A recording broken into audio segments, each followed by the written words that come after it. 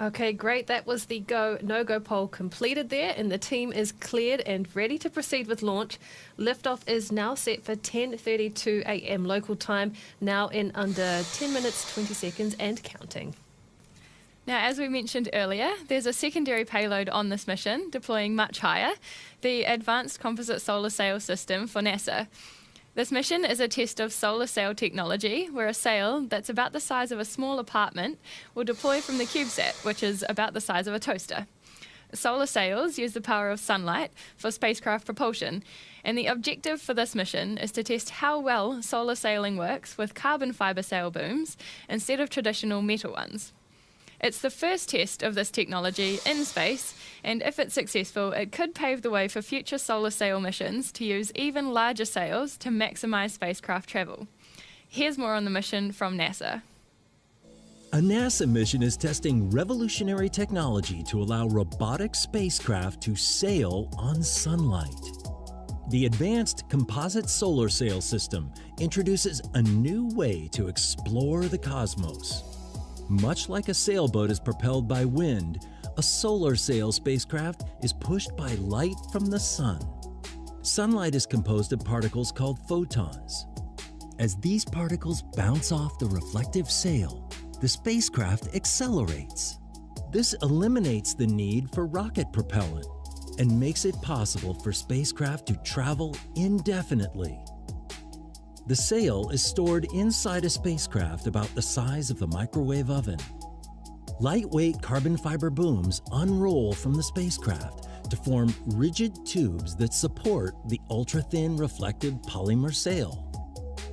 When fully deployed, the sail forms a square that is 33 by 33 feet, or about half the size of a tennis court. Altitude and position are changed by angling the sail toward or away from the sun. Results from the mission will guide the design of next-generation solar sail spacecraft to explore and conduct science across the solar system.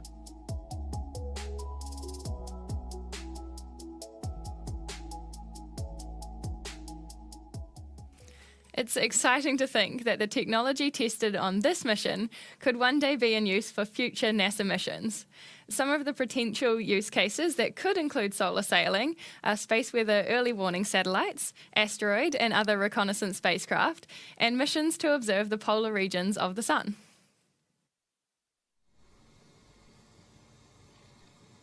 Check, sequence 57 complete. Copy, thank you.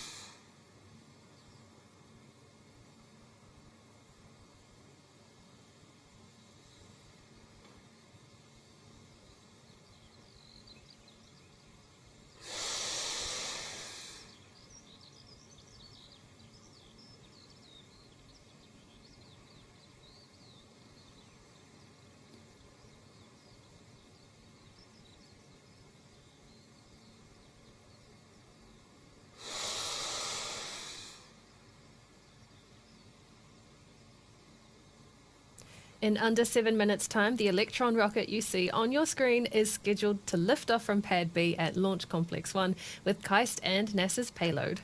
It's launching on a southern trajectory at a 97-degree inclination, first to a 520-kilometre orbit and then onto a 1,000-kilometre orbit. Right now, the team is loading the rocket's liquid oxygen propellant into both Electron's first stage and second stage, having already completed kerosene propellant loading earlier in the countdown. You can see the white bands on the rocket there. That's where the liquid oxygen has caused moisture from the atmosphere on the outside of Electron to freeze. The propellant for the Curie engine within Electron's kick stage, which sits inside the rocket's nose cone, has already been loaded before the two fairing halves were closed to surround and protect the kick stage and its payloads through launch. At the bottom of the rocket are 9 Rutherford engines, each of them 3D printed and electrically powered by batteries that drive their propellant pumps. Using electricity and batteries as a power source for those pumps cuts down on the weight and complexity that would have been added to the engines if the Rutherford had been designed to use a traditional gas turbine system. There is a 10th Rutherford engine that powers the second stage, and the main difference of this engine to the 9 on the first stage is the size of the nozzle, which is larger for the second stage version so that it can maximize performance when traveling through the vacuum of space. Otherwise, the 10th Rutherford uses the same batteries and 3D printed components as the first stage engines, including a 3D printed combustion chamber, injectors, pumps, and main propellant valves. All right, as we look at the clock, we are 5 minutes and 10 seconds left in the countdown to liftoff. Launch operators are currently in control, but once they switch Electron to internal power at T-minus 2 minutes, the rocket's flight computer will autonomously run through the remaining steps. These include the final propellant load of liquid oxygen at around T-minus 1 minute 30 seconds.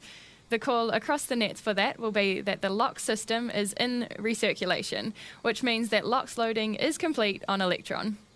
30 seconds later, operators will confirm that the rocket's first and second stages are fully pressurized for launch.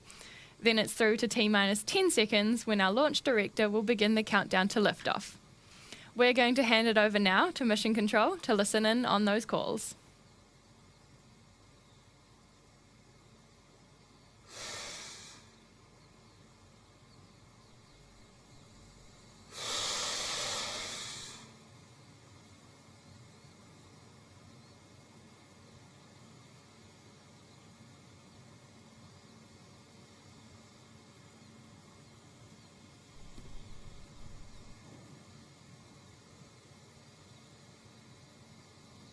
LD-GC mission. GCLD. ACS disabled, pad auto sequences armed, pad ready for launch. Copy, thank you.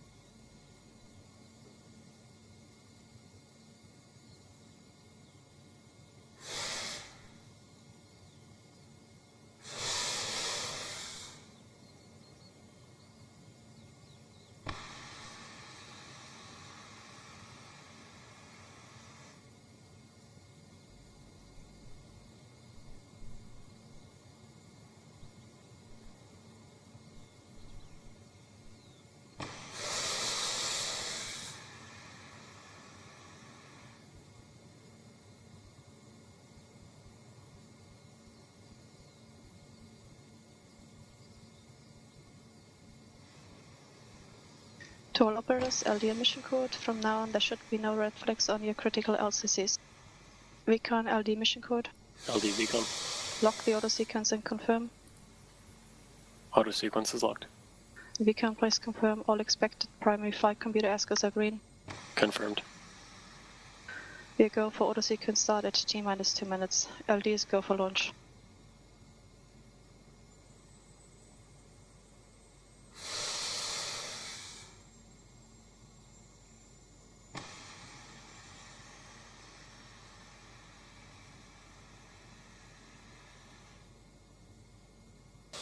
Anti-geysering is disabled.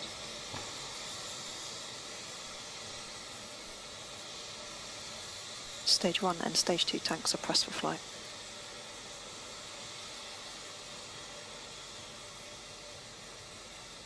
High flow engine purge enabled.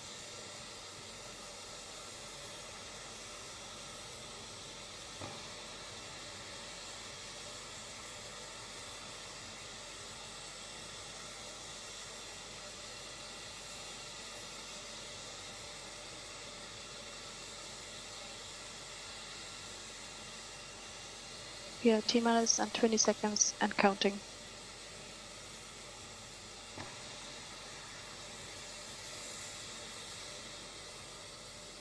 Ten, 9, 8, 7, 6, 5, 4, 3, 2, 1. Liftoff.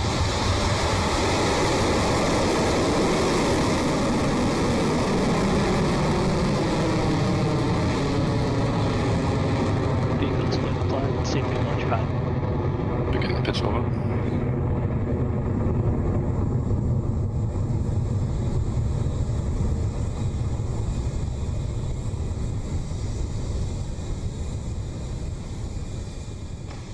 Stage 1 propulsion is nominal. The beginning of the swarm has begun its ride to space with that clean Electron liftoff from LC1. Electron's trajectory will take it up and over the South Pacific Ocean as it heads away from the launch pad. Our first mission milestone will be max Q, otherwise known as maximum aerodynamic pressure, which is the moment where Electron experiences the most amount of stress as it climbs through the atmosphere.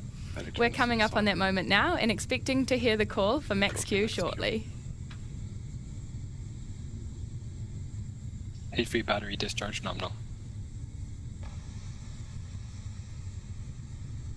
Cleared max Q. That is Electron clear through max Q, with the rocket now at 15 kilometers in altitude and moving at over 2,200 kilometers an hour.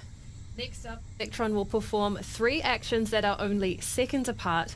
The first is called MECO, or main engine cutoff, and this is when the 9 engines that you can see glowing at the bottom of the rocket there shut off in preparation for the second step, and that move is called out as stage separation, when the first stage of Electron separates from its second and falls back to Earth. Now, the third call out after separation should be second stage engine ignition, when the single vacuum optimized Rutherford engine fires up to maintain the mission's course to low Earth orbit. Now, those 3 events are approaching fast, so we'll bring up the audio channels from mission control now.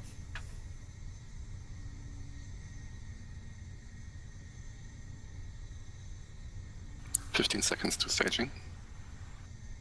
Entered burnout detect mode.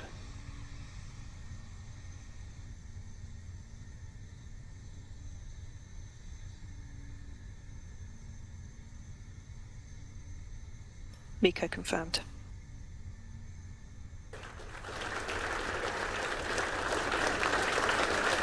Stage 2 ignition confirmed. Stage separation successful.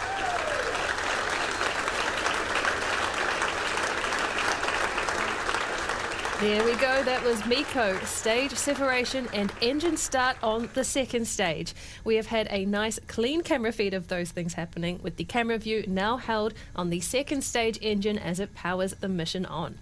Beginning of the swarm is now over 100 kilometers above Earth, past the Kármán line, and moving at more than 8,000 kilometers an hour. The next mission milestone is fairing jettison, or separation of the nose cone, and that's what protects NeoSat-1. As you just saw, fairing jettison is now complete. We dropped those 2 fairing halves early into the mission because they're not needed for satellite protection anymore now that we're through Earth's atmosphere. That dead weight is gone, and the mission is now a step closer to our first payload deployment at 520 kilometers.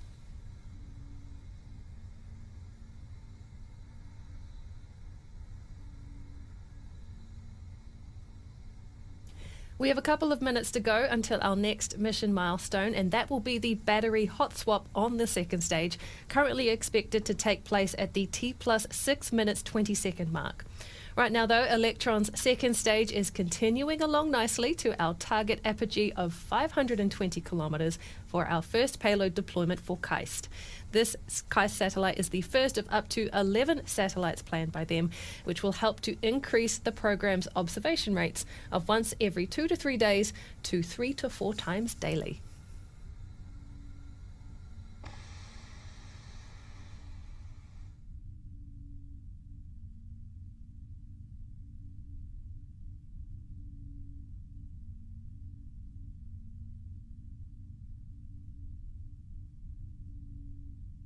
It's T+4 minutes into the mission.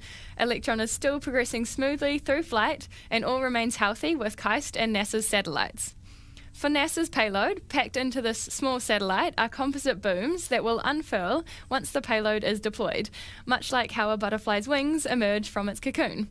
This satellite will test how the pressure of sunlight pushing against its sails moves the satellite around. The closer to the sun, the better to test its solar sail technology, hence the reason for this mission requirement of a much higher orbit than the primary payload on Electron today.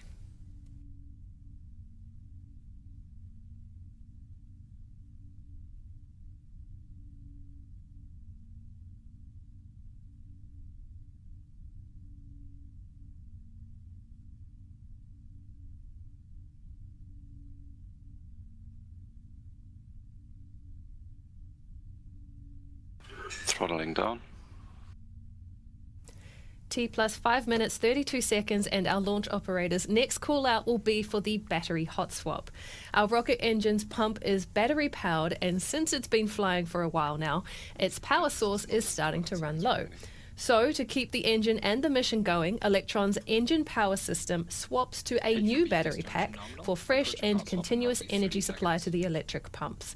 The old set of batteries will be discarded, which you can sometimes see on the screen as it happens. So let's listen into mission control for that call.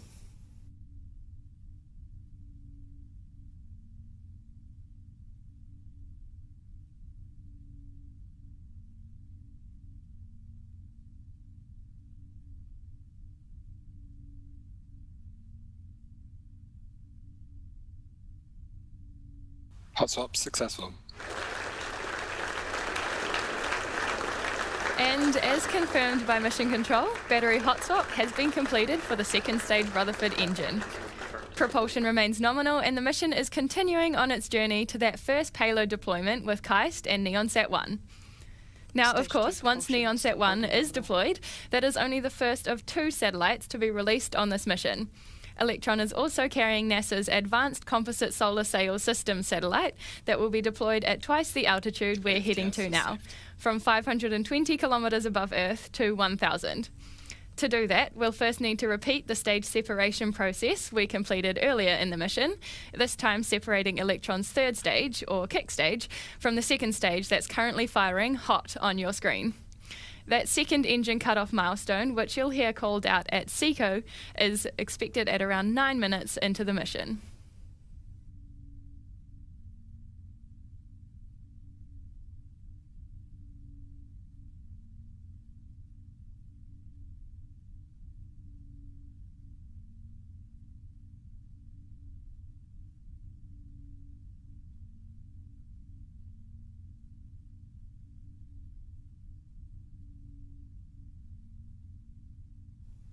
T plus 7 minutes 47 seconds into the flight, and the mission is continuing nominally.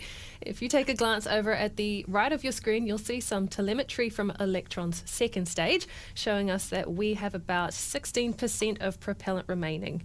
We're currently cruising along at a speed of over 21,000 kilometers an hour and approaching an altitude of almost 209.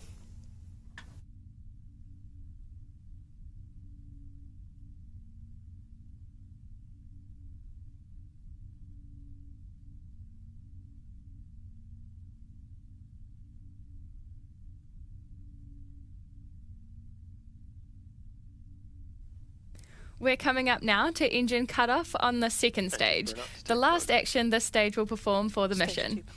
Much like with the first stage, Electron will power down the Rutherford engine on the second stage to allow the kick stage to separate cleanly. We time the engine shutdown for right as we reach that target perigee of 250 kilometres. Let's listen out for that engine shutdown and stage separation now.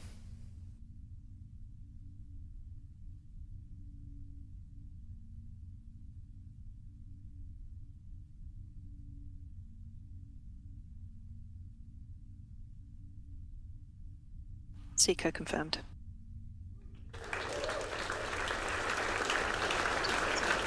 Stage 3 separation confirmed.